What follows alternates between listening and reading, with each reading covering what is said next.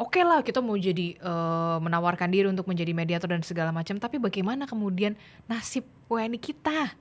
Ini juga kan harus menjadi perhatian. Betul. Keamanan, keselamatan itu kan yang jadi utama begitu. Betul. Tidak hanya di Iran, tapi juga kan negara-negara terdampak. Betul. Nah itu juga harus harus dipikirkan. Iya. Jadi gini, pengambil kebijakan di Indonesia harus bisa lihat bahwa perang ini tidak mungkin seperti kayak di Venezuela, 300 menit selesai. Trump saja mengatakan 4-5 minggu, ya kan? Sementara kalau dari Iran, dia akan mengatakan whatever it takes, kita akan melakukan serangan. Dan ingat nih, ini baru serangan udara. Karena untuk bisa melakukan regime change, sebenarnya selain serangan udara, harus ada serangan darat. Nah, sementara serangan darat Amerika Serikat, menurut Menteri Perangnya Pete Hegseth mengatakan bahwa belum sekarang.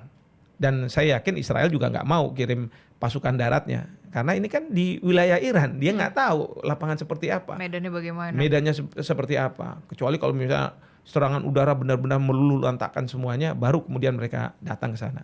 Nah, sekarang yang dilakukan oleh Amerika Serikat dan Israel adalah mendorong mereka-mereka yang protes terhadap pemerintah kemarin untuk udah kamu ambil alih. Jadi sebagai pengganti pasukan daratnya. Kemudian juga katanya para pemberontak di Kurdi terhadap pemerintah Iran itu akan dipersenjatai. Belum lagi dari Israel, dia katanya menurut kabar sedang menghack smartphone dari anggota Garda Revolusi untuk mengatakan udah kamu membelot aja. Kamu melakukan insubordinasi terhadap pimpinanmu. Lawan, ambil alih pemerintahan. Dan kalau dari pihak Israel yang mungkin didukung adalah Reza Pahlavi. Reza Pahlavi sudah muncul bahwa saya siap kalau nanti akan memimpin Iran.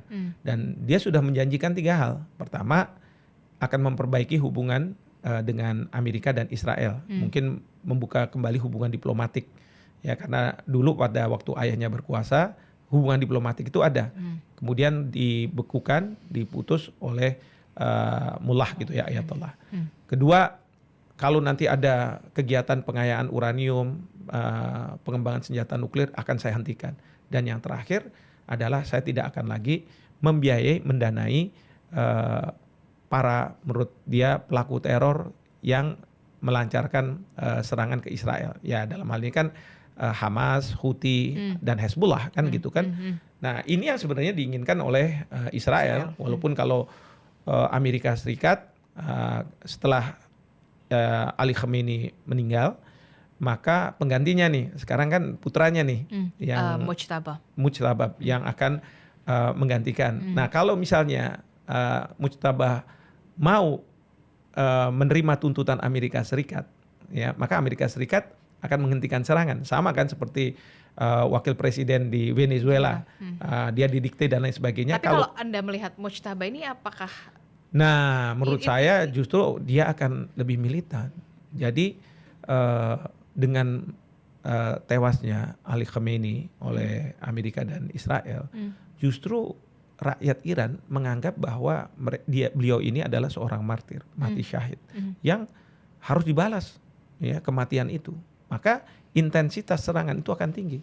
Nah, oleh karena itu pengambil kebijakan di Indonesia jangan menganggap bahwa ini sebentar lagi selesai. Jangan. Kita harus bisa melihat bagaimana perang ini ketika berkepanjangan. Nah, apa yang harus diantisipasi? Betul. Apa bagaimana yang harus dimitigasi? kalau misalnya Selat Hormuz tetap ditutup oleh Iran?